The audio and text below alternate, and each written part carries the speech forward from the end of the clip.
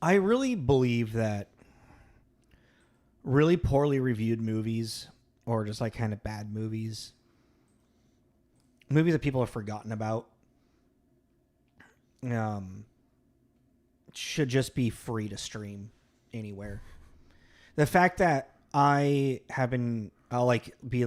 see like a clip from a movie somewhere, and I'm like out cold with Zach Galifianakis, and I'm like, oh, that's a really stupid comedy that I wouldn't mind having on in the background while I do some shit. And I look it up, and it's like $4 to rent or $10 to buy on Amazon. I'm like, nobody else wants to watch this movie but me right now, probably. Well, is it the thing? No, I mean, I was thinking about that when you're like, oh, I kind of really want to watch the Thing prequel, remake, whatever. But I was like, with Elizabeth Winstead in it, and I was the like, prequel sequel. The prequel sequel, yeah. And I was like, and I looked it up, and I was like, why? It's like this. It was poorly recepted. Like, stop gatekeeping these bad movies. Well, I mean, it kind of is intuitive, the opposite, though. I know. Because you didn't make any money off of it. And now this is how you need to make the money back. And yet, fucking Joker Full of Bleak is on fucking Max to watch already, streaming service. Like, I'm sorry, what? The new Joker movie. Joker Full of Bleak. Just French. The subtitle should just say French noises. French noise. French mumbling. Full de. But yeah, I don't know. I mean, I get it to a certain extent, but it's also that movie came out in like 2011. The Thing, not the Joker. Yeah. So it's like, yeah, maybe like, all right, fine, you get 10 years. You get 10 years. Yeah. Until you pick it up. 5 years. I mean, it also, all this stuff rotates though, and probably was on Netflix or. Actually, since we reviewed The Thing a couple of years ago, I have occasionally looked up this movie because, like, I've also kind of like, because I've never watched it. I've never seen it actually. Oh, okay. And every single time it's just for rent or to buy. And I'm like, just fucking. So in my travels, if I find it on DVD, grab it. I'm about to fucking pirate it, man. And then right there, disclaimer, telling me TJ's mixtape does not... You wouldn't steal a car. You wouldn't steal a purse. Does not endorse pirating films. It's right here. I 100% endorse pirating films. Right okay. That is now recorded and on the internet for everyone to see forever. Did you, I mean, I don't give it. Yeah, I mean, I will happily stand by that. Just don't do like minor indie films. Pay for those ones. Support your local artists. That's what I'm saying. Did you figure out a Florence Pugh to Cuba Gooding Jr.? And then it changes to TJ's mixtape. It supports local artists. I don't know why, but I have it in my head as like a breaking news reel. You're right. Just kind of continuously looping. What was it again? I know, but what? Florence Pugh to Cuba Gooding Jr. Oh no. Did I even write that one down? Yeah, I think you did. Oh yeah. Oh well. Good luck reading that. Florina Pug to Cuba. That's what it says. So, I got Florence Pugh in the new movie with Andrew Garfield. Was it We Live in Time? Not Live in a Time. It's We Live in Time. Okay. Andrew Garfield is in Amazing Spider-Man with Jamie Foxx. Jamie Foxx is in Collateral with Tom Cruise, and Tom Cruise is in Jerry Maguire with Cuba Gooding Jr. There you go. Yeah. That's a pretty good one. Yeah? Yeah. Yeah? You like it? I like it. And at the end of the episode, we'll do some... Are we going to do the thing? What thing? The website? I mean, we'll bring it up, and then I'll pull it up so we can find... Yeah. Anywho, let's get this started. This is Tom. This is Jacob. This is Tommy and Jacob's mixtape.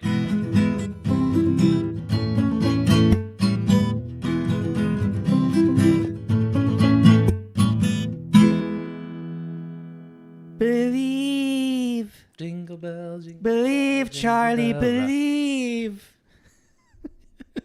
You better not shout. Oh, good. I took my kidneys again. You better not. I'm telling you what I said. If you believe it. Happy holidays, everyone. Welcome to the final episode of our holiday block. Merry Christmas. Merry Crisis. We've done that joke so many times. I know, but I'm in the middle of a Merry Crisis. You are in the middle of a Merry Crisis. People can see the sling a little bit. Can I'm you? pretty sure. Yeah. Yeah, I'm not wearing my backpack. My backpack, I got what? Because I'm Boba. The what? The bounty hunter rap. Yeah. What is that? Is that Smosh? I don't know. Or- I'm down a hunt for or is that a Jabba battle rap? to finance my debt. No, it's not a battle rap. It's a Boba Fett, Jango Fett. Like, I think it's like clips. Was it a YouTube? Yeah. Okay. There we go. That's all we need to know. Yeah. But I think it was supposed to be Jango Fett, but it was from the Bounty Hunter game, so it was supposed to be Boba Fett, but since it was from that game, it was Jango Fett doing like the. What are we doing today? We are doing 2004's. I was on the 2004's the Polar. I was like 2003. I'm so confused. 2004's the Polar Express. Yeah. We decided to go off the more adult thing and realize that it is the 20th anniversary of this movie's release. Yeah, that's why we did it. So it was a happy accident. We wanted to go a little more traditional in a sense. I really wanted to go more traditional. I mean, I meant to fucking look back on our past. Like, other than Miracle on 34th Street, I can't. Maybe a Muppets Christmas Carol, but I wouldn't consider that kind of. It's a traditional Christmas story, but I don't know if that's a traditional-ish Christmas movie. I think time makes it just like the Santa Claus. It's like a go-to. Oh yeah, the Santa Claus. That's a good like. You know what I mean? Yeah. Like at the time, maybe not. Even but still, like Santa Claus. It doesn't have. I don't know. There's something about this movie, The Polar Express, that screams us like Christmas in a very different kind of way that is other than like Miracle on 34th Street or the Santa Claus. Like, this is a family kids adventure, but it doesn't have that like it's for kids. It's kind of like it's for kids, and it What's the difference?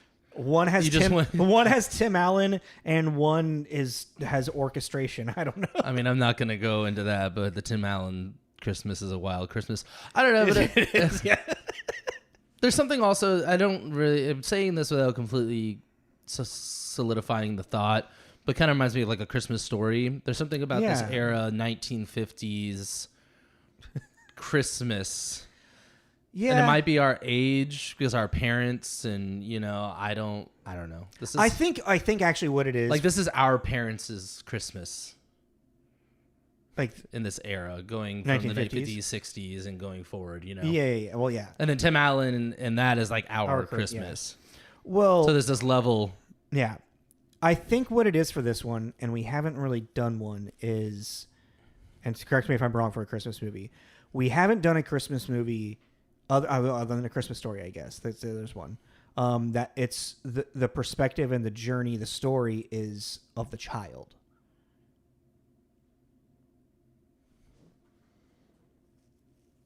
Maybe not. That's an interesting point. Have we somehow Other than A Christmas Story. just missed? Okay. Because a lot of times, these traditional Christmas movies, you think of It's a Wonderful Life, even A Christmas Carol, it's some older dude that has gotten all curmudgeony and he needs the spirit of Christmas to warm his heart, to make it grow 5 times larger, What's redemption. What's the holiday again? Oh, that's the Jude Law, Right, Diaz, okay. Jack Black, Kate Winslet. Halloween holiday block. Holy shit. Yeah. This is the first Christmas movie done from actually a child's perspective. Other than A Christmas Story. Yeah, but that one is also, it's from his perspective, but he's so entwined with physical, real adults. It's set in a really it's not a magical movie. It's and it is kind of like it's a story told in retrospect as an adult. Oh, I guess this one is too. Because hero boy. Yeah, but I think Christmas Story, that narrative is way louder because he's continuously doing it. Mm-hmm. So he's continuously telling us the story, as opposed to this narrator is kind of sporadic and kind of more just the beginning and end. Yeah. I don't think he bookends it. Yeah, exactly. So you kind of get sucked into this child's perspective. But for those of you who don't know, A Polar Express is about a skeptical child is taken to the North Pole by a magical train to meet Santa Claus. Believe, believe, Charlie, believe. So yeah, let's get into it. Yeah, let's do it. This was released originally October 13th in 2004 at the Chicago International Film Festival. Yes. And then wide release November 10th, 2004. Yeah. It's redundant. I said that already. But yes.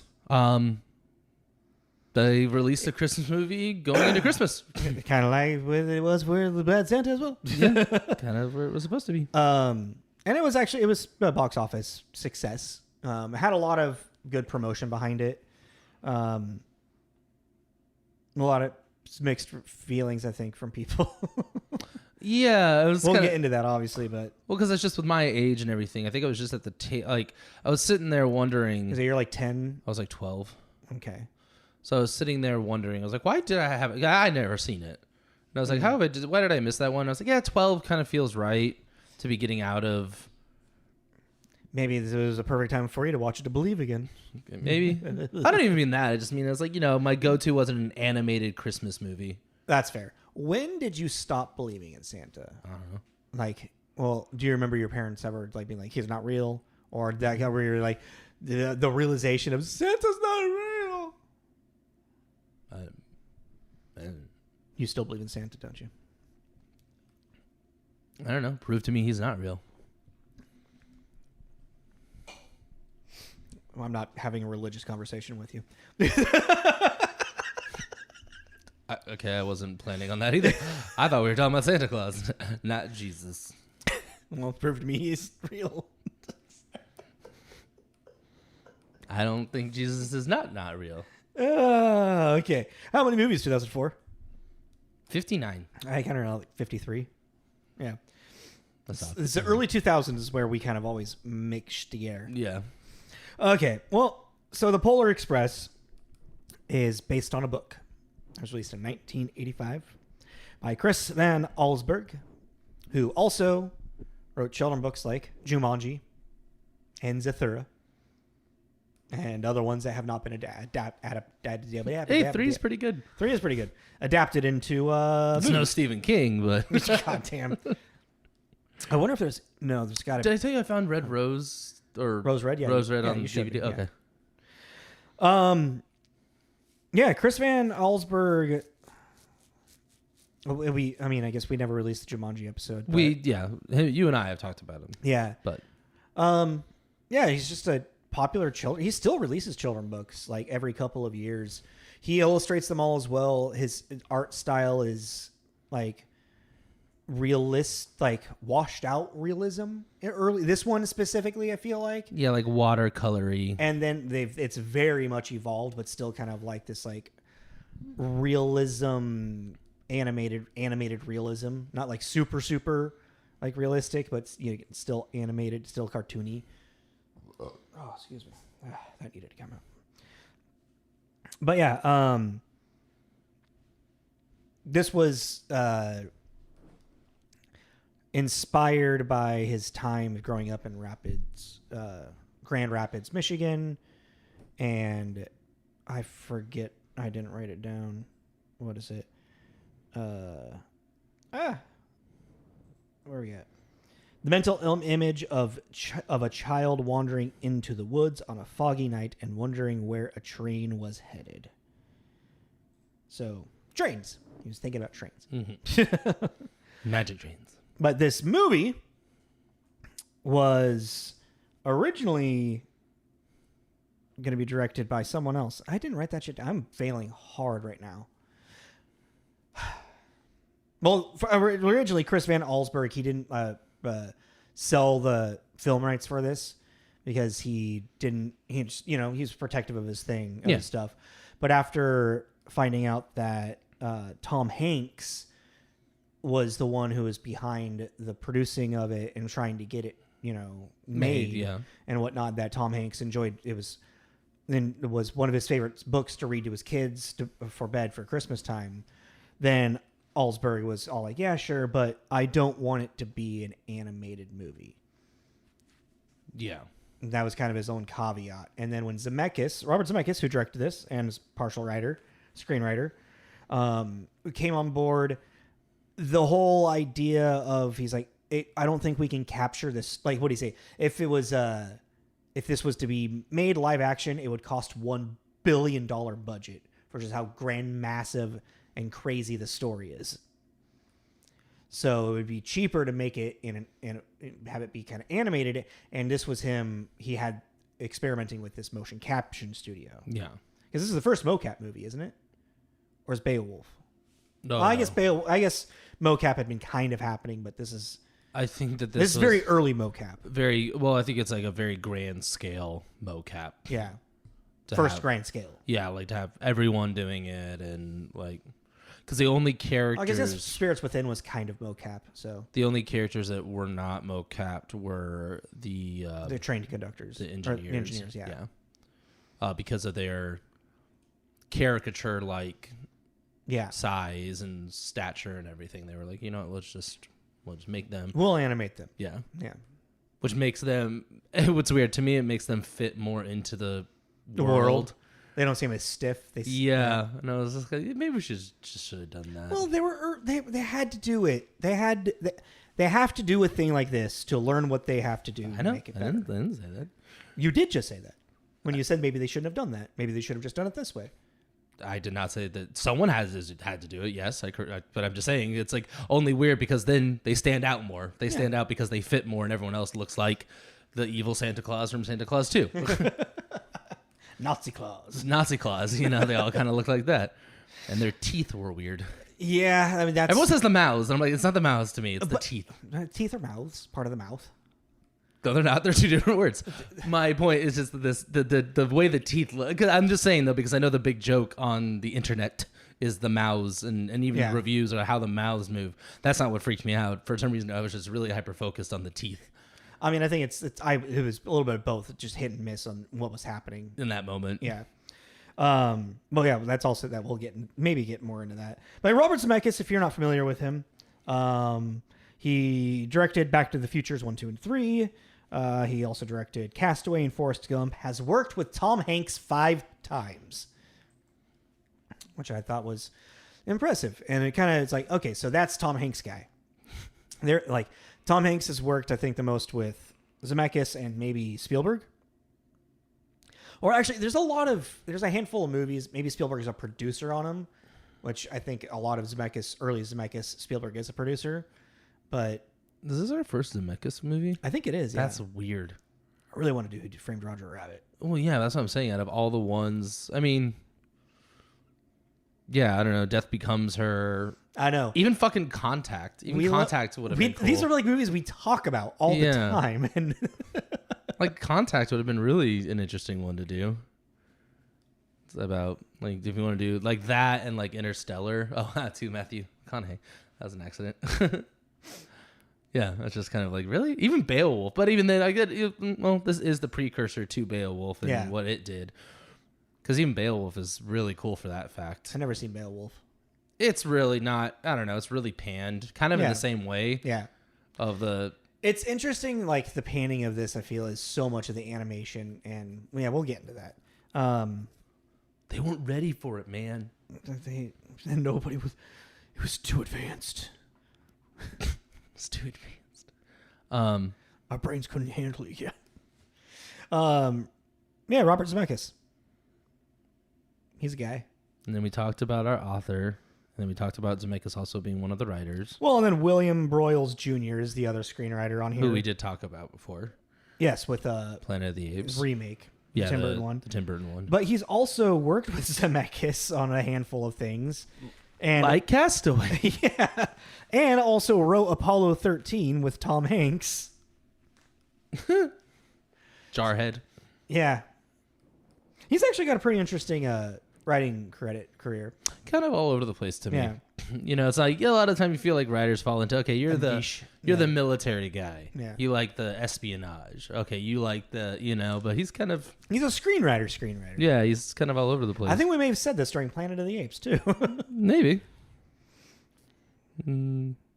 Yeah. All right, so starring... I have a small list. starring Tom Hanks primarily. I mean, we could really just end it at Tom Hanks, but No, let's give credit where credit's due. yeah. I only wrote down the Hero Kid stuff, so I don't know what you wrote down. So you have Tom Hanks, who plays Hero Boy, father, conductor. we should correct. He plays Hero Boy Adult. but he did record all of the lines as Hero Boy child, and they had to re-record. Yes. Because the original idea was to have Tom Hanks play everyone. And then it got that's a little crazy. Yeah. Really crazy. That's pretty crazy. Yeah, so Tom Hanks plays, and then Santa Claus. And then I like how he's credited as Scrooge, but I'm like, well, that's just the hobo doing kind of his voice. Yeah. That's the hobo doing Scrooge. Yeah. So Tom Hanks was playing the hobo, and the hobo was playing Scrooge.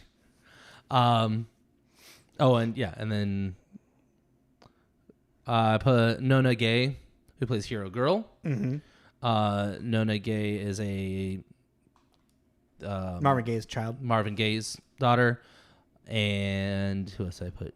I just put and then her motion cap was some singer, actress. She was a child at the time, but yeah.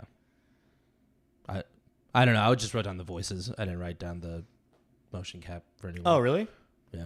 Well, the motion. So Hero Boy, the motion cap actor is Josh Hutcherson from Hunger Games, PETA, and Zathura. Oh, funny. Yeah. Oh, I didn't know that. Yeah, and then who they got to do the voiceover for Hero Boy was Daryl Sabara, who's lead kid in Spy Kids, married to Meghan Trainor. He's married to Meghan Trainor? Yeah. I didn't know that. They actually have a really funny... Like the kid from World's Greatest Dad? That kid? Is that Spy Kids? Yeah. Oh, I didn't realize that was him. Oh, yeah, he's the piece of shit son. Oh, yeah, yeah. I actually I see it now, but yeah, I never put that together. Yeah, no, him and Meghan Trainor have like a really fun internet like personality life like sharing shit together. Where is this? Where did you find all the motion cap?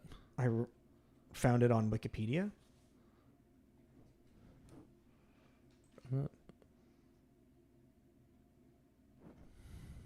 And cast. Voice. If you go to cast, it breaks it down.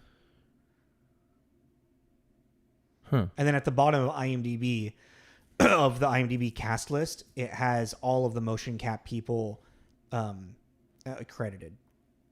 Also starring Steven Tyler. That was weird. I'm still not entirely seeing whatever. That's not the point. But I just wrote down the voice because that was all I really thought of.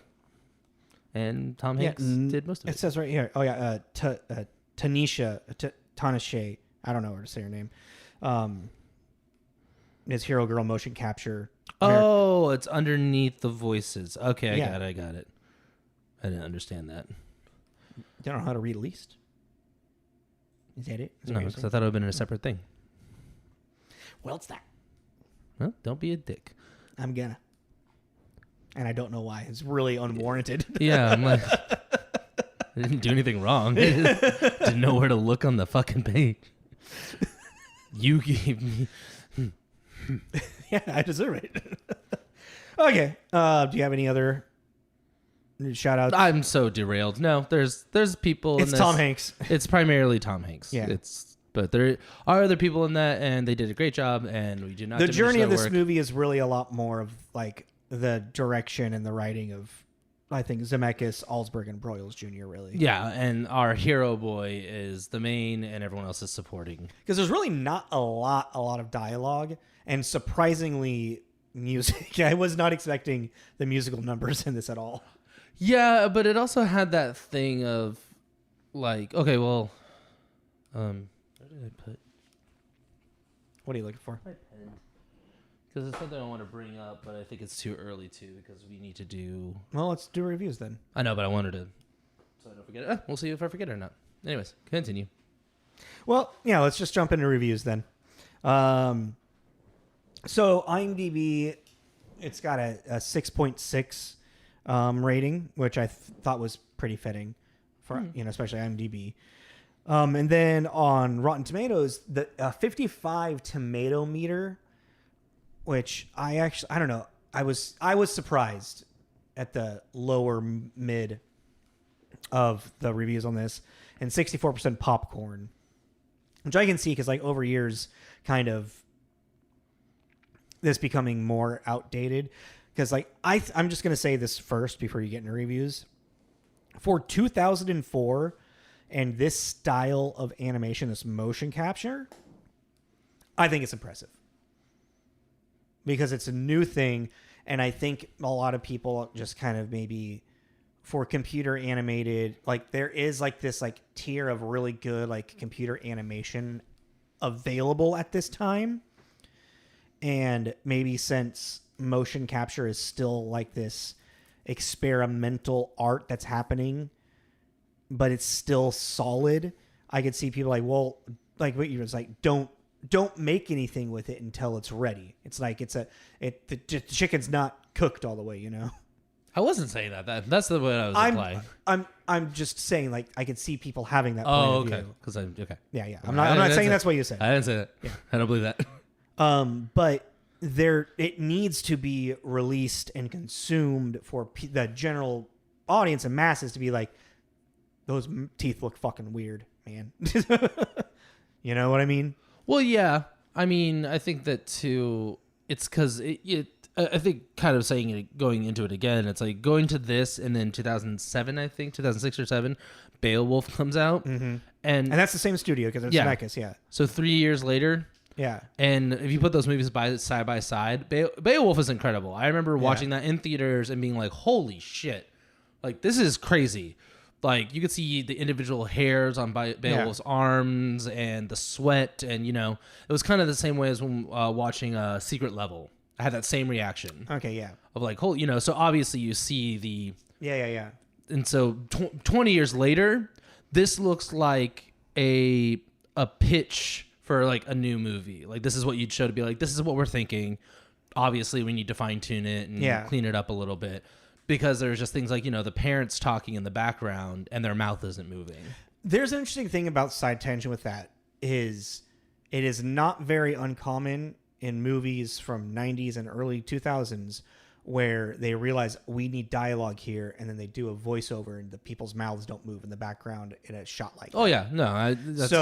Like, it's weird because we notice it, but that could have happened even if it wasn't animated. Yeah, but still, even if this was a live action movie, we would have been commenting on that kind of thing, you know, but it just makes it more. I don't know. It made the movie kind of creepy in a Resident Evil mannequin kind of way. I wish I could ventriloquist. I know what you're saying. I never got that. I personally just never got that. Well, it just the makes stiffness of it. I saw. It just makes it feel unfinished. Mm-hmm. You know, and I totally got derailed with the final part of that thought. Anyways, like I said, if it comes up, it comes up.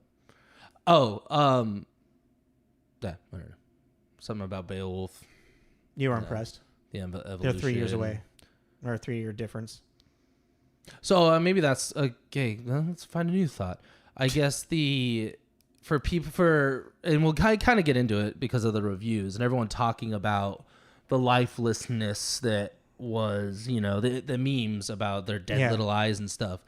You kind of do have to look at this and go, it's pretty fucking impressive. Yeah. Like, on the whole, it's preparation H does feel good on the whole. Groovy, baby. So it's still, as looking at it just as a piece of art and what they were trying to do with this technology, it's still very impressive. Do I kind of get it? Because there are, to me, moments like that, like the parents not talking or talking and not seeing their lips move, that just makes me feel like it's kind of comes off as an unfinished piece of work. Yes, but I still give credit where credit's due. Somewhere where the elf isn't moving that we couldn't find. Oh yeah, but even just, and then that was still my point. When we saw that video, I'm like, all of them don't look rendered. Like, oh, you were talking about in general with that clip, not the movie. What? They don't look rendered. Yeah. In that clip. Yeah, in that clip. Not in the movie. Not what we watched. No, okay. In the video clip, they were pointing out one guy specifically. Yes. In the actual movie, if you look at the whole of the elves, all of them doing their little walk. Yeah. One, there's a bunch of them that are in sync doing the same movements, which makes sense. You know, you're copying, pasting. And they did that with Lord of the Rings. They did that with Lord of the Rings. But even when they would turn, you'd see their faces Yeah. There was no details really. It looked like in the movie still. Yeah, in the movie still. Okay. And so when people were hyper focusing on this one dude, I was like, it's a sea of them. Like that was the decision to be made because it would have taken too much time to individually make all those details for maybe a 5-second sequence. Yeah. Maybe. And that's when in a generous. sense, when they're so far away, you wouldn't be able to distinguish any facial features in general. Yeah. But in today's day and age, it's like obviously every single one of those fuckers probably would have, at least a majority of them would have been different enough looking to make it look like a. But it's also easier to do now. Yeah. But yeah, I don't know why that was like a hyper focus on that. And like the whole scene was because for one to make the choice of like not to render fully 100% of a face, but to literally have a character just floating by, no movement.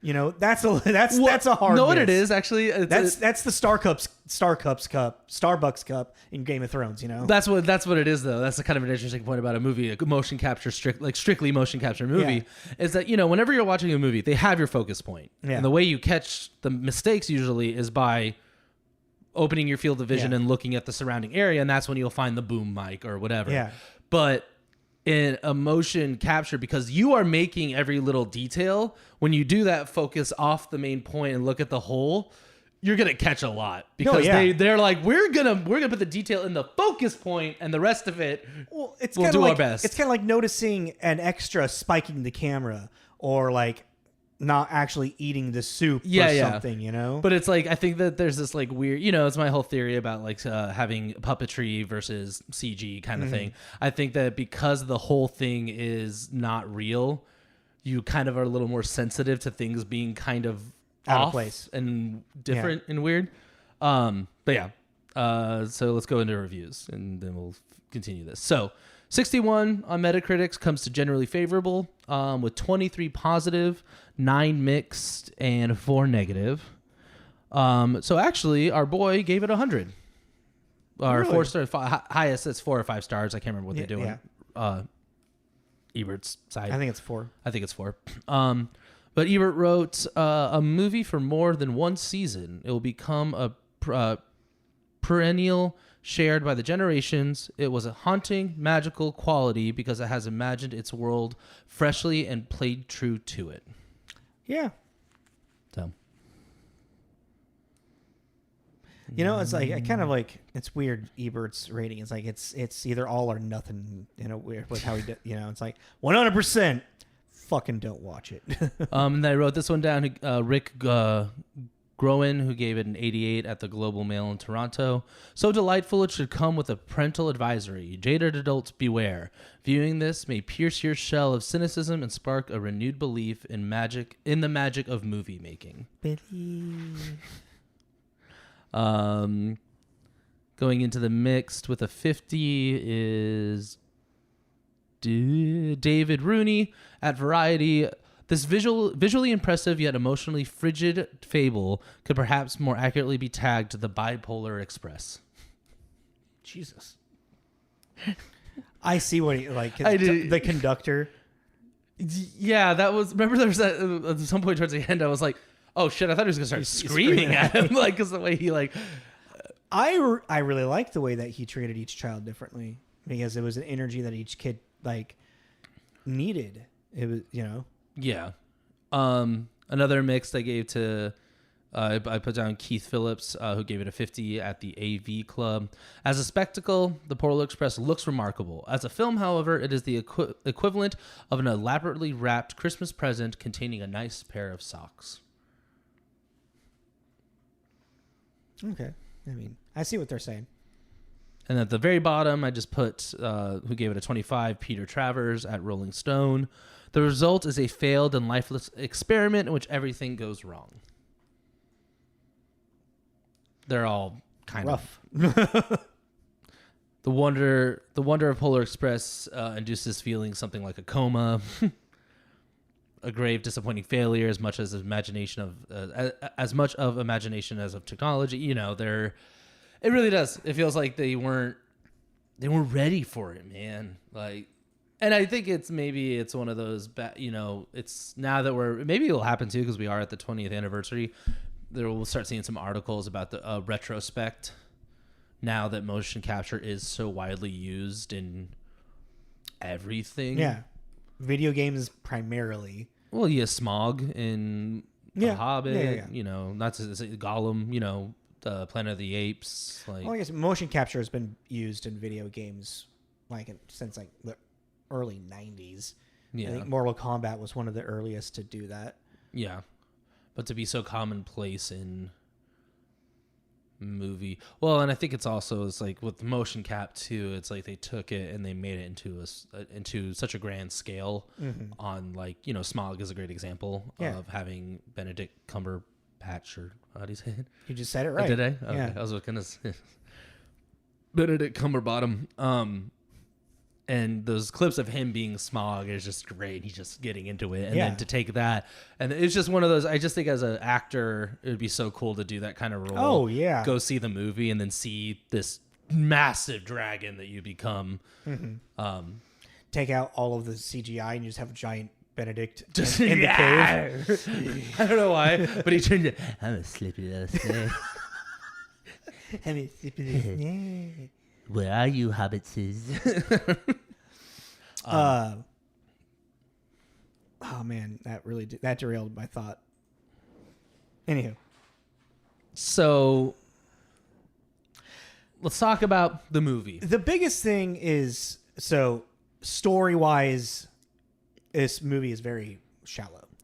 And the thought I had earlier that I want to bring up, or was able to find a pen and write it down, is we're kind of, in a way, revisiting the same problem that we had with We're Back, A Dinosaur Story. Yes. Because of, I actually completely, utterly forgot this was a book until I was doing the research. I didn't even know. And I saw the cover and I was like, I remember this book. I remember it. I don't really particularly remember if I remember being read it, but I remember seeing it. I remember that cover very, very distinctly. Fair, yeah. So taking and then reading the plot of the book, it's the same kind of issue because it's a children's picture book. Yeah. And they tried to add more depth. More story. They had more story and more depth to it. I think much more successfully than Definitely. But it is still inherently a problem because it's kind of an interesting thought of it's weird. You're putting yourselves in a really weird confine with this book, as opposed to completely derailing from it. That's kind of what We're Back did. Yeah. Is when, fuck it, crazy carnival. Well, it's like Let's go. they finish the book and they're like, carnival. Like we always do. What if there was a carnival exactly. there? With a scary clown, you know? And it's like, okay, well, And he's the brother of the scientist that brought them but here. he's evil. He's the evil. And we're gonna call him Screw-Eyed. And that's kind of the same situation here too, because the whole idea is, you know, we meet our main character, and he is at that age where he is starting to not believe in Santa Claus, and the magic is leaving, and so, you know, he's investigating Santa Claus. He's been he has a dossier file with all these things, you know. Santa's on strike. Yeah, you know, like. He's doing this whole thing, and then this magical train shows up, you know, so which implies that, you know, that Santa has his eye on the children that are losing their faith and their belief in him, and is going to come show them a magical journey to reinstate that. Great, cool. But then you meet the other characters who don't seem to have that same story progression, and it's not until later that it kind of implies that they're all learning a different lesson, and doesn't. At least, I don't know, maybe rewatching it, I'd have a different idea of it, but not knowing that. But in that time, I didn't really feel like that was, I wasn't picking up that, oh, we're all learning a lesson. Maybe it's just because I hated Know-It-All so much. I wanted him to get crushed by a toy maker. I mean, Know-It-All's kind of lesson is like the most minor. The most overlooked or hardest to search for is Hero Girl. You just being dismissed and well, but like it's interesting, like to lead. It's like I will follow you anywhere. And she's like her entire thing is Hero Boy not listening to her, but then him finally giving in. Like I should listen to her, and that's also his thing. Is like he just has to not only just believe in Santa, but believe the people around him. You know. And then Sad Boy, I forget his actual Billy, name. the only one with a name. Is his name? Oh, the Billy. That's right. Yeah.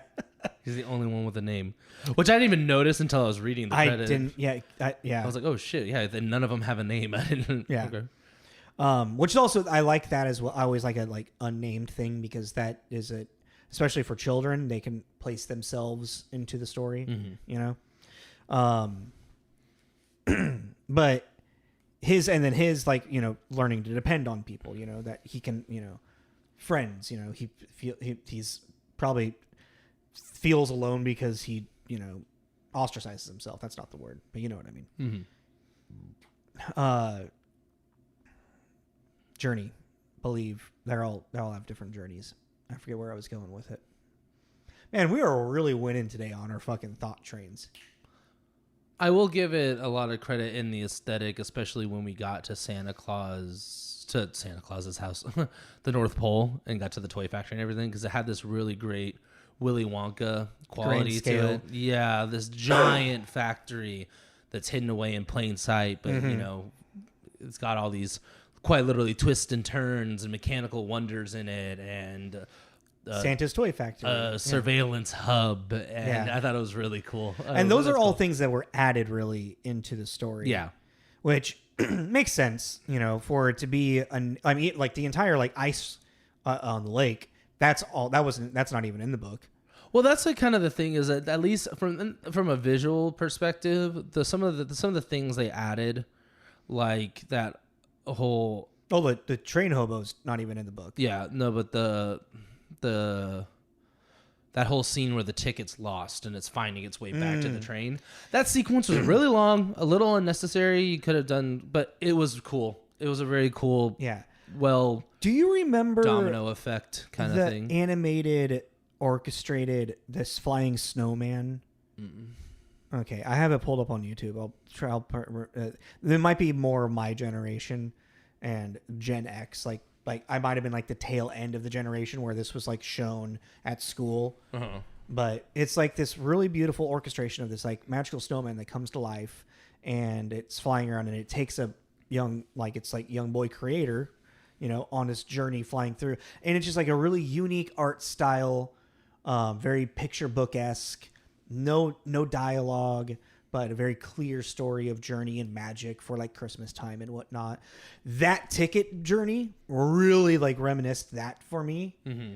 And in general, and I think the big thing for me, for the animation of this movie, why it didn't really the stiffness or anything like that really bothered me. The motion capture is because I accepted so quickly how the animation style is like a classic Christmas story. This classic picture book-esque thing that looks very I feel like the animation style of this is a very great representation of Allsburg's illustrations on the book come to animated life.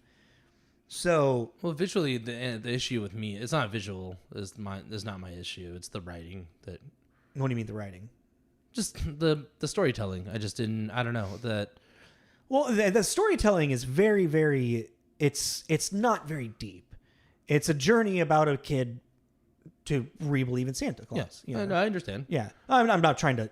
But it's I mean, and maybe it's just the perspective too, because at the end of the day, that is what the Santa Claus is about too. Yeah. But it's just from the Santa's perspective, from someone turning into Santa's perspective with a forced idea of let's have jokes about what that would become. Yeah, this is a magical journey for a kid. It's funny. I got checked. I was pretty the Willy Wonka thing. I was pretty checked out until we got to the North Pole. Mm-hmm. I found the whole train sequence to be kind of tedious and boring.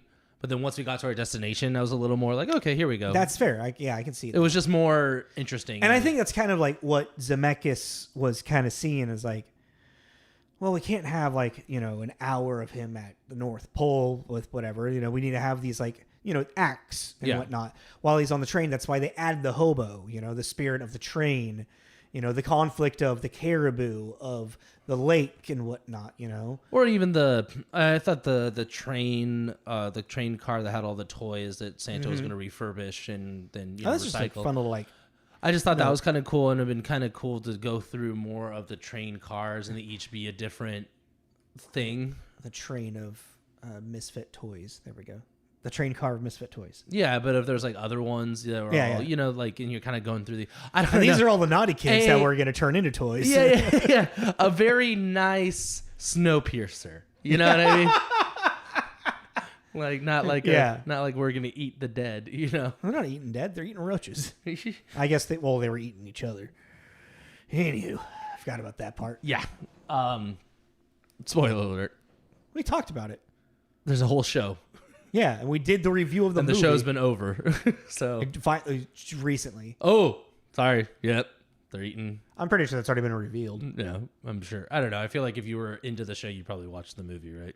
Yeah. Oh yeah. Yeah. Well, sorry if we spoiled anything. Anyway, but that's kind of, it's like this. This movie, it's not like a kids movie like We Are Back was, you know. Oh no, it definitely has more like to it than Page that. Master. Like it's definitely a family movie. It's definitely not like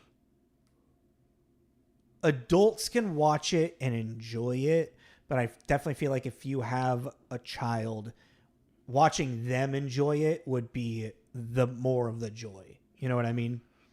Yeah, but I kind of also feel like this is, I'm just kind of just speaking out loud. I kind of feel like this has a shelf life on it because of the kind of period piece it is. And then our connection to it, you know, once it gets a little more removed, like, I mean, like our kids, I feel our like grandchildren, it's not going to be a, I feel like people our age or younger, actually, more people younger, because my nephew, who's like 17, 18-ish, this is like one of his favorite Christmas movies. Obviously this came out after, way after or way before he was born. But it's more of like a generation of like, I guess young 30-year-olds and 20-year-olds. This was a movie they watched as kids that was magical to them. So they're going to show it to their children, and their children are either going to be receptive of it or not. And forget about it entirely. Yeah. You know, it's kind of like a Christmas movie that maybe was our parents' favorite Christmas movie when we were kids that they showed us. You know what I mean? You see that? Yeah. Well, I'm like wondering. It's like It's a Wonderful Life, I feel like. People talk about it, but who actually really likes that movie anymore other than people that are like 35 and older? That's what I was going to say, though. I was going to be like, but then like another thing, like kind of to even kind of jump back a little more. This is just a side tangent, and we can go back on track in a minute. Trains. A Christmas Story. Yeah. A Christmas Story, I feel like It's a Wonderful Life has now become solidified so much as like a pop icon. Mm-hmm. The Lamp, they do musicals about it still. Yeah. I think that those ones are going to be around for much longer. I do feel like A Christmas Story will become like It's a Wonderful Life. It's just there. And kind of has already. Yeah, like it's already morphing into that. Yeah. But I just kind of making a comparison in my head and kind of want to say it out loud. This, I don't think, is going to make that transcendence. Except maybe in certain circles of the appreciation of the motion capture. This is where it came from, or one of the examples of where it came from, and then it evolved into... I think this will live in a world of like Christmas stories similar to A Miracle on 34th Street. Okay. So not entirely It's a Wonderful Life, but is very embedded. This is very much a Christmas classic and a very... That's what I'm saying. Embedded into November and December. Yes. This movie is going to get played. But in the zeitgeist of everyone's, the popularity, the continuation of like, of what it is. Yeah, no, like, fade away. You won't hear the bell ringing anymore, you know? Yeah, oh man. This is a touching story. This makes this, like, it's movies like this, because it's simple and it's sweet, that actually warm my heart. Like, I actually really enjoyed this movie. Not in a super, like, I want to rewatch it every year, but I was thoroughly just satiated with some, like, sweet holiday joy. I kind of felt about it the same way as The Family Man. Like, if, you know, sitting around playing games in December and someone's like, I'm going to put on Polar Express, I'd be like, sure, like, whatever. You know, I don't care. Oh, as opposed to like Bad Santa, I'd be like, I'm good. I don't really need to do that. Violent Night. It's weird that we started this block with Violent Night. Yeah, and ended here. But even Violent Night to me is kind of that's a fun background. That's like a Die Hard. You know what I mean? It's stupid and violent. And I mean, not to say Die Hard is better. I'm not. You know what I mean? It's not. But I'm just saying it's one of those. I don't have to sit there and actively watch Die Hard again. I've seen it enough. Yeah. The other ones, like the second one, I probably would actually have to sit down and watch. Yeah, that one. Not the third one as much, but definitely the second one. Third one, I would have to. Fourth and fifth one, definitely need Live Free, Die Hard. Yeah, the fourth one, maybe not so much. Live Free I've never seen the fifth one. I think Live Free or Die Hard is the one I watch the most. Because Timothy Olyphant. Yeah, my guy. When the dude slaps the daughter, and he's like, Feel better? Feel better? Yeah. Oh no! Did she hurt you? I'm forgetting exactly. He's like the most like approachable villain. Yeah, because it's like he got fucked over. Yeah, you're like on. It's the first time I think actually as a young adult going, wait, why is he the bad guy again? Like he's just proving his point. I mean, granted, a lot of people are dying in the process, but maybe they shouldn't have made him an enemy. Like better ally than an enemy for sure. Hey, Luigi. That movie is really racist too. Yeah. Anywho, let's get back on track with the Polar Express. Terrible shit. But yeah, I think it's just because of the journey. It's like the musical numbers in it. There's not much, like I said, there's not much like actual dialogue because it's more of just kind of like moment to moment, conflict to conflict of like animation sequences. That I see why it's more for a kid because it's meant for a kid to be like, oh no, they're it's the caribou. Oh no, they're on the lake. Oh no. Yeah. How are they gonna get out of this? Oh, they're in the workshop. This is fun. Oh, Charlie, believe. You sound like what's his name from Planet of the Apes? Bad Ape. Oh really? What's his name? Steve Zahn. Yeah. Oh no. Yeah. Oh no. Oh, no. Well, this was nominated for Stinker's Bad Movie Awards in 2005. Rough, man. Hot Chocolate by Tom Hanks. It's Hot funny. Chocolate by Tom Hanks. What? Yeah, that song, the Hot Chocolate song. Oh, yeah. This is a whole dance number. There it is. It was that like, was a little wild. That was kind of fever dreamish, actually. Well, it's just also it's really bizarre because watching this, it kind of really dawned on me about how much of my childhood Tom Hanks was in. Dude. He's America's dad. Yeah, like from watching Big when I was like a kid and then Toy Story and then The Burbs. The Burbs, and then growing up with him and watching his more serious, the serious actor he became, whether like Sully or The Captain or Castaway or, Look at me.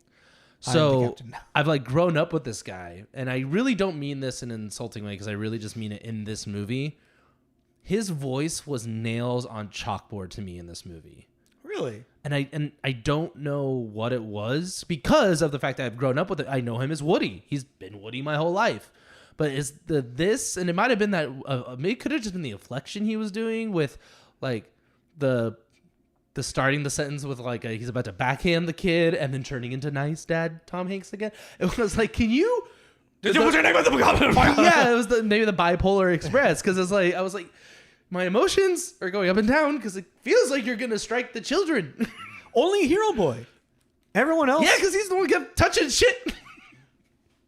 He didn't. But yeah, and I was like, is this just like a 50s thing? Like, coming up to him like, come here. But yeah, I don't know what it was.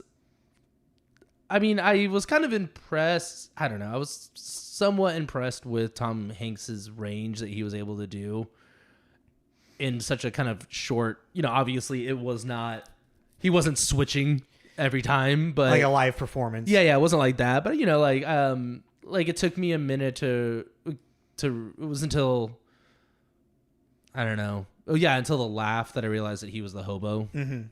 So you're like, okay, They're definitely doing some type of voice modulation on his performance as well, because Tom Hanks cannot get his voice as low as that with Santa Claus. You don't think so? You don't think he can just... For the echo and the reverb they had on it, they definitely helped with that. He definitely probably did a low Santa voice, but they helped carry that with a lot of sound editing. And that's just from your professional opinion. Uh-huh. I'm not being like listening to it. I know that sounded really like backhanded. Yeah. That's not what I meant. No, yeah, like from my knowledge of sound editing and everything, and performance as well. Like it's like there was a lot of heavy lifting for his Santa voice, or I shouldn't say heavy lifting, helping. Yeah. And I mean, I appreciate, but it does take away from his performance. I appreciated the Peter Pan thing, that he was the dad, and then he was the adult hero boy narrating. It creates this kind of through line that they're related and they're. Yeah, well, and it's kind of like it creates this magical sense of through line, I guess is where my brain was gonna say. Like there is like this sense of like he's thinking like, if this is a dream, I need to wake up. But it's not a dream, quote unquote. It's an experience that magical experience that he's having, and it's part of that whole journey of believing in Santa Claus. That only those who believe. Also, that's another thing is like, the fraction of magic to believe to see the Polar Express as well, Mm-hmm. The parents aren't hearing it. How the fuck did his sister not wake up? She doesn't actually believe. That was another thing about the storytelling that I thought was really bizarre. Mm-hmm. Because under the guise of at first, it's kind of thought that maybe he's just getting the skeptics and he's going to prove to the skeptics. And then by the end of the movie, you find out I guess his sister's just perfect. It could be.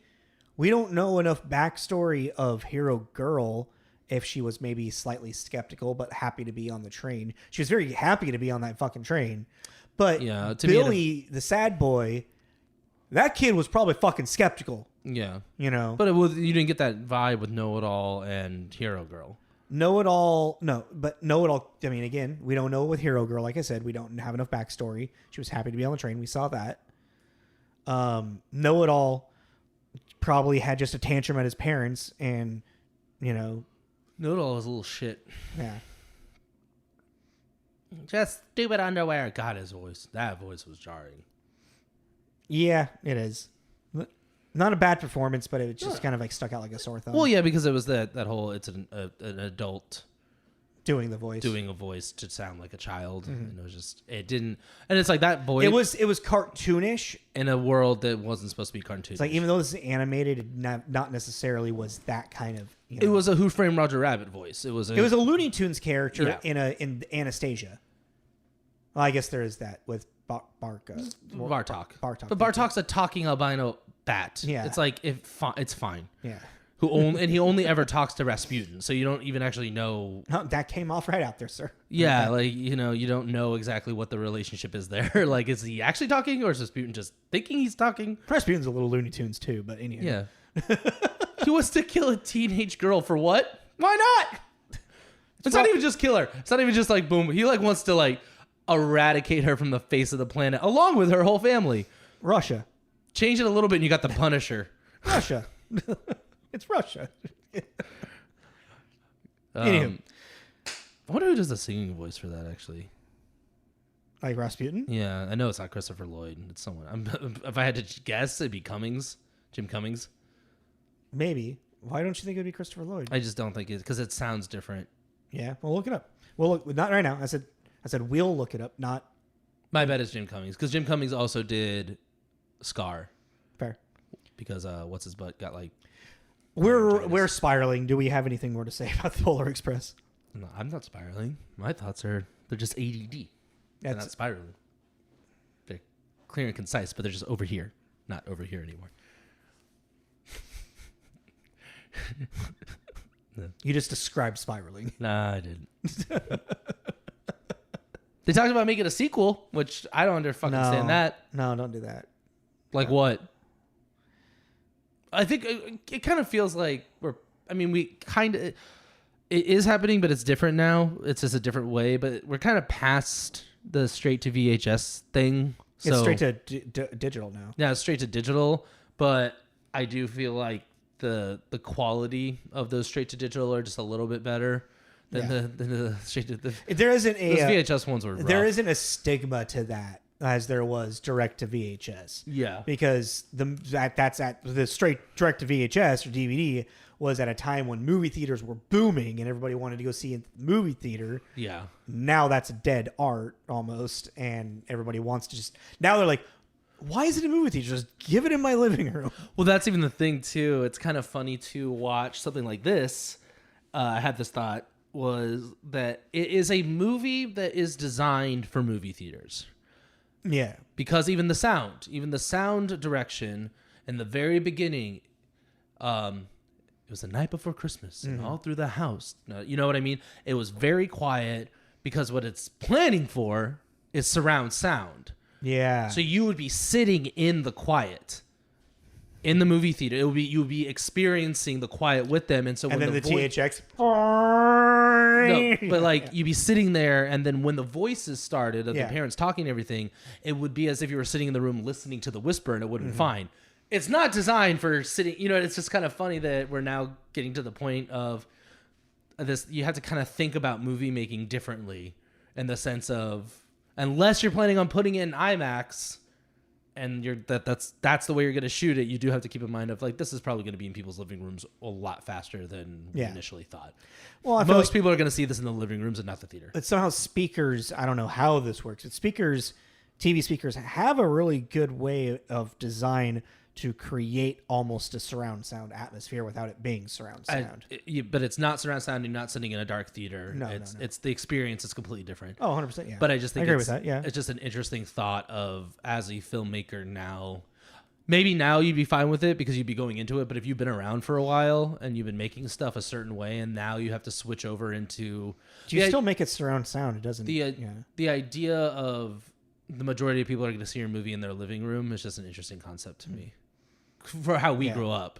Yeah. We are part of that movie theater generation, and it's just, we're watching it just slowly crumble away, you know? Fucking old Yeller it. We're turning into Wall-E. Oh, the...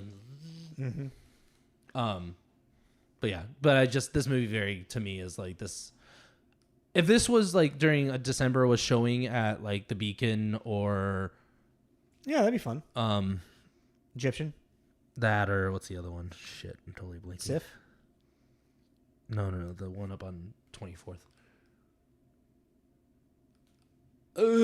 Anyways, I'm sorry, I'm completely forgetting what that one's called.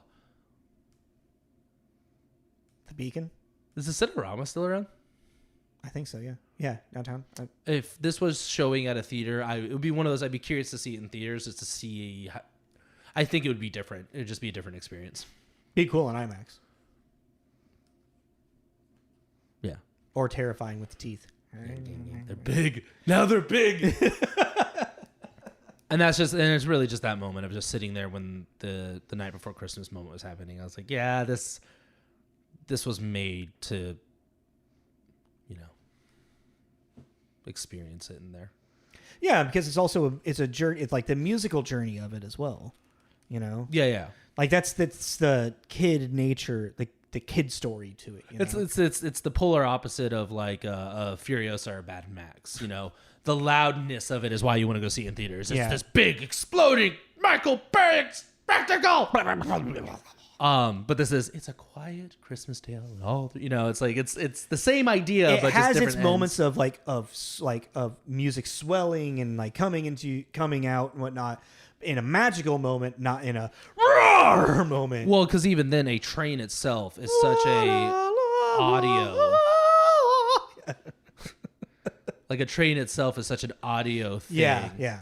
From the sound of the tracks to the clanking and ricketing, the horn. It's a very audio thing, which I think it would be cool to hear that in its full like surround sound kind of thing. Because it's also it's rhythmic. A train is very rhythmic. Yeah. In its design. Helped me sleep when I was a kid. You know. What are we at? A little over an hour. Oh, okay. I don't know what to fucking rate this, actually. I didn't have All right, well, let's start from the top. As a Christmas movie, that's just as a Christmas movie. As a Christmas movie, I would give this a goddamn 4. Okay, so as a Christmas movie, 4. Then as a movie. From writing, acting. 2.5. Almost a 3. So meet in the middle. 3.25. We're not doing that. I think we might need to rediscuss that system because every now and then you want that little nudge. So either 3 or 3.5. What do we give the last one? The last couple?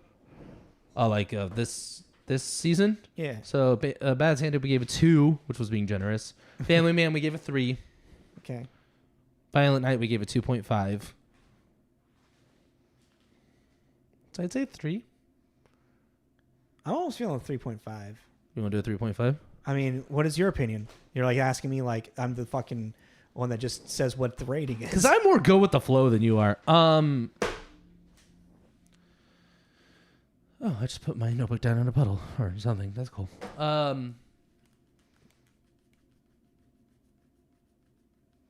So we gave We're Back a 1.5. Yeah, because that movie's garbage. Immediately confrontation. How was that confrontation? I was saying. Did you let me finish? Shut up. So we gave We're Back a 1.5, and I do really feel like this has that same kind of thing where we took not everything needs to be adapted. I think it's cool that it happened because of what it is, but the added bits to make it more of a story, a more fleshed out story, I feel kind of. Do you feel like the added bits in this make sense or don't make sense? Not really. Like the hobo thing felt like they were going a certain way with it. And apparently there's a deleted scene where the engineers are explaining about the hobo died on the train. Yeah, I thought that was implied when Know-It-All said that they were going to throw her off. Yeah. But that's my point, that's my problem with it. Yeah. It's like the hobo. We got this hobo thing, and it felt like they were going away, like he was the ghost of Christmas Present or some shit, and then he just the spirit of the train, yeah. Yeah, which is fine, but... It weirdly fits for me because of that trope of the hobo that's hitchhiking on trains all the time, you know? Well, yeah, that's fine. You know, that's why it's like I'm just saying.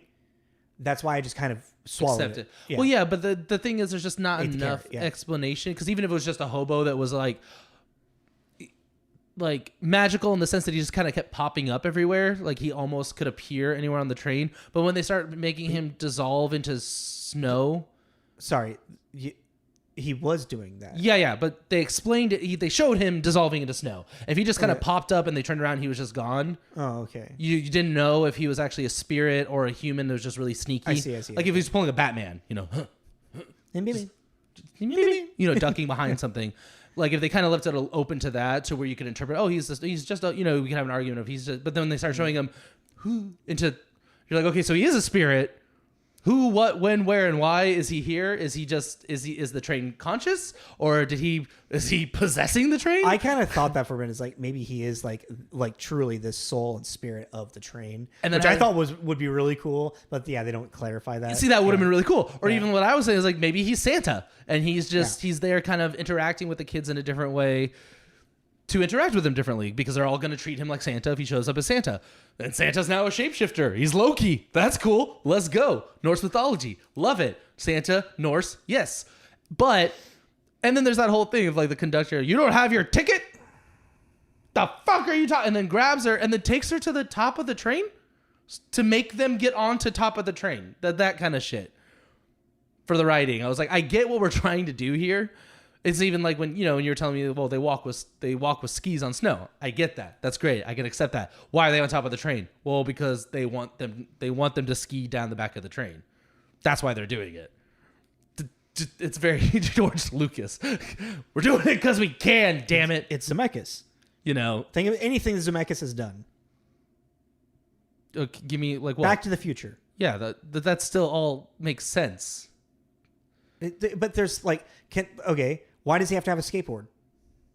Because he wants him to have a skateboard. Yeah, because they want him to do the hoverboard scene. Yeah, there you go. It's Zemekis. Why did he have skis? Because they wanted him to have skis. To go careening down the... Yes. I don't know why it's bothering you. It's because it's what we're talking about. You're trying to add story beats to something that has already you put yourself at the confine of this book. Now you're trying to make story beats that you're not either following through or it's blatantly obvious you're doing it just to do it. To create story create. And on this one too, and that actually makes a lot of sense now that you point out the Zemekis thing, because Zemekis is very much a visual storyteller. Yes. Does a lot of things to visually, this would be fucking rad. Marty's gonna jump off, but then he's gonna pop up, and you're gonna be like, what is he standing on? And they're like, there's the DeLorean. He caught him. Wilson! You want, and it just really, that stuff just really kind of irks me. Because and then that's kind of the conflict I'm in, is because this is a visual movie, because it's motion cap, it's early motion cap, and it's meant to be. You want these big pieces to show what you can do with the motion cap, but how we got there is irritating. Like, well, do a thing that you generally do. If it wasn't if it wasn't a book adaptation, if this isn't a book adaptation, how does the story feel for you?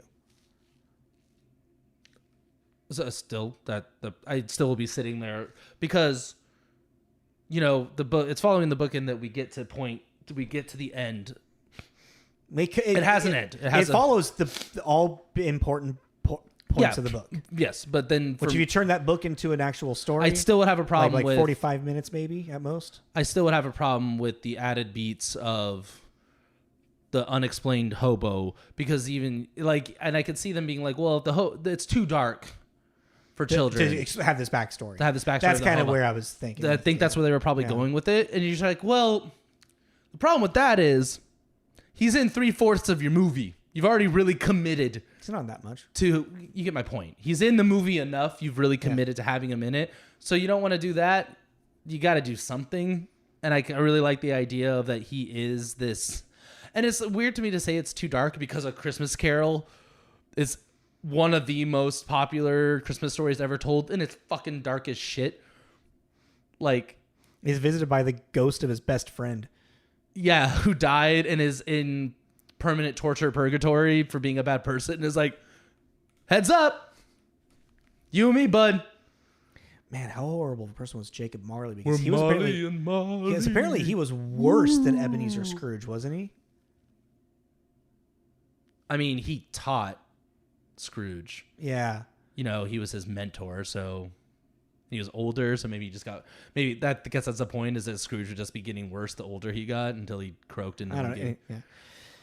So I say 3 then, because I think those story beats, it's like a child's not going to notice, but again, I have to remind myself, this is a movie made for children. I get that. Yeah. But I give a lot of credit to, and I have to take away credit, because I really give credit to movies that are able to write something that is very entertaining to children, but then also a parent can sit there and really get something out of it. Yeah. So if you can't do that, I have to be fair and be like, well, you couldn't really do that.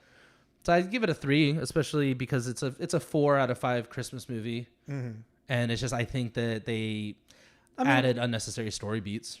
Or unnecessary is not fair. They didn't finish story beats.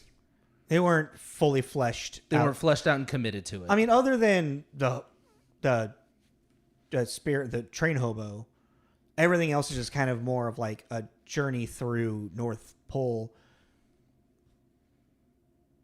It's the caribou, the lake, the ticket. Those are the 3 main conflicts on the train. Mm-hmm. And then they get to the North Pole, and then it's them getting separated. So, like, story beats are completed. It's just the background of characters isn't flushed out. The added characters' backgrounds aren't flushed. Yeah. Because by the end of it, and it's very, I love that. I love a good like the end, or book end of a story. Finn. Huh? Finn. Yeah. Finn. With the hero boy, adult hero boy, and he's like, and I still hear, or as I grew older, nobody else could hear the bell ring, but I still hear the bell ring. And it's just this sweet, like, as like, he never forgot the journey he went on. So he will always believe in the magic of Christmas and Santa. Well, which a lot of adults don't have. Well, even Chris Van... I don't have it. Chris Van Allsburg, I still have it a little bit, I think. You do. But I'm also superstitious and skeptical, so that's a lot of that. That's kind of what it turns into, I think. I think it just turns into crazy superstition. You're like, nope, it's all bad. That's bad. It's like what used to be magical is now an omen, But it's like, even with Chris, what did I say? Chris Van Allsburg. I come to realize now that is very much his thing of, I was going to say the Peter Pan effect, where what I brought up with the dad and the son and, the Captain Hook thing. But what Jumanji, Zathura. But what he's able to do is actually create this really cool duality of it's a dream, but it happened. Yeah. So like when he first wakes up, everything's back to normal. His pocket is not ripped. Yeah, it is. No, he rips it again. Interesting. Okay. Oh, because all the marbles fall out. Yeah. When he gets up, so you're like, oh, it was a dream. And then the whole Christmas happens. You're like, oh, I guess it was a dream. Maybe. But then he gets the bell. And it's the same kind of thing with Jumanji. There is this level, even Jumanji, they reset everything, but they remember, and so it kind of has this duality of like, do the kids remember? But the kids don't. Yeah. So then they just come up like two fucking weirdo predators. Like, you once lived with us. We had a lion. We had a rhinoceros and monkeys. It's just like Jesus. And Zathura has to say, I don't know when's the last time you watched Zathura. Zathura is very much just Jumanji in space. Yeah, I know. It's been a long time for Zathura. It's not as much Jumanji in space because, like, Dax Shepard isn't there's no backstory of him getting stuck. Anywho, but with like Chris too, I gave credit to Chris for that. But it's like I don't know if that's because I'm not the movie adaptations. I don't know anything about the Zathura book. No, but the movie adaptations are able to do that kind of duality at the same time, which I think is just is a really great child's story. Because it leaves wiggle room for reality and the dream sequence. Because we're through the perspective of a child and a child's wild imagination, Yeah, but they're still grounded enough for the adult, like, the set in the one that is stuck in the rut of reality, and then the one that has the free imagination of the child. I just think that's a cool duality to be in. Oh yeah. And it's great for the I don't know if there's another term for it, but the Peter Pan thing. It's definitely the Peter Pan thing is it's a young people like us refusing to grow up. Yeah. Well, but Peter Pan complex, that's the word. Yeah. So I guess you're not trying to say Peter Pan complex. You're more referencing the Peter Pan. Wendy wakes up and did she actually go to Neverland? There's evidence that she narrative crux. Yeah, so it's just the Peter Pan thing is I think is a really cool fantasy. No child wants to grow up and be an adult, Yeah, and I just think that he's really nailed that idea of it. A lot of idea of second chances and his adaptations, finding your childhood magic as an adult. Well, yeah, and then I'm agreeing with you. Sorry. Yeah. I'm just trying to put it into other terms. So I'd give it a 3. Okay. After all that. Yeah. It was a long journey. Yeah. After that journey, I thought you were going to say, like, I might give it a 3.5. No, I know it sounded... I'm still very positive on it, but to me, it just really solidified because... And then I started thinking about Jumanji. Mm-hmm. And after... we haven't reviewed it with our formula now, but that one still sits well to me, and it does... It's a fun movie. It's not a good movie. Yeah, and I'm like, okay, like that even added stuff to add stuff, but from retro, like thinking back on it, that still feels more flushed out to me. There's a lot of forced narratives in that. I remember, like the Peter and Alan, like Peter, hello Peter. The forced narrative of like the all of a sudden like father figure that's forced upon Alan. Oh yeah. He was gonna slap that kid. I would have slapped that kid. The monkey kid? Yeah. Why not? It's a movie. Who cares? All right. So we went to 80 minutes. So okay, that was the Polar Express, which we gave a 3 out of 5 carrots. Carrots are just stars, but if you ever want to know why we call them carrots, watch episode. Shoot 'em up. Should probably actually know which one that is. You used to. Did I really? Uh-huh. Well, that was what, like 200 episodes ago? I don't know. I don't know.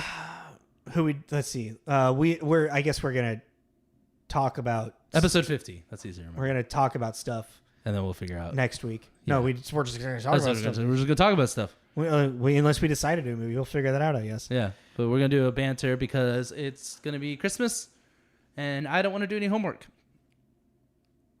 so I'm not going to because I'm a goddamn adult. I mean, you don't have to do any homework for any of this stuff. You just choose to.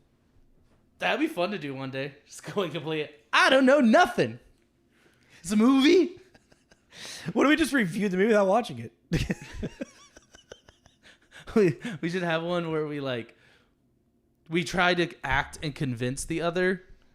One movie in the year you don't watch and you don't do, or just do notes. Don't watch it, and then just try to make convince the other. And then at a certain point, you'd be like, "You didn't watch this one, did you?" You fucking watch this movie? He's like, "No, I didn't watch this one." You got me. You got me. See how long into it? Yeah, like 20 minutes and be like, "Yeah, totally." That'd be fun to get to the end of the episode and be like, by the end of it, you have to reveal that you didn't watch it. Yeah, you have to let them know. And by the way, I didn't watch any of this movie. That'd be fun.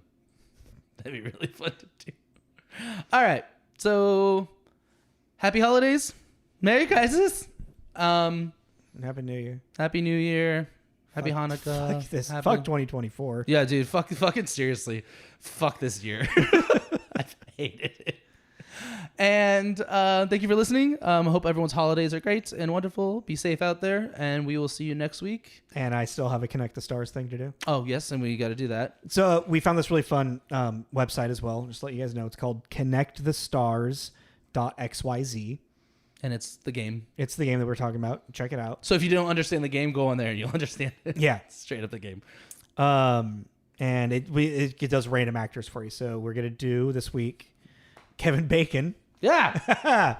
7 degrees of Kevin Bacon. We're doing the Kevin Bacon one to John Leguizamo. All right. Bacon to Leguizamo. Leguizamo. I think I got one. So yeah, follow us on Instagram and Facebook. On there, you'll see all of our promos. Our promos will take you to our account. On our account, you'll see our link tree, where you can find everywhere we put our podcast, whether it be Apple, Spotify, or YouTube. We do a video if you're listening. I don't know if you want to look at our faces while talking. I don't. Yep, we both have beards right now. Yep, mine's bigger, I think. No, I don't know. Yeah, I gotta shave it all off. But yeah, that was everything. That was episode 221 of the Polar Express. This is Tommy. This is Jacob. This is Tommy and Jacob's mixtape. Happy holiday! Merry Christmas. Here comes Santa Claus. Here comes him. Here comes Santa Claus. Here comes Santa Claus. I like that song.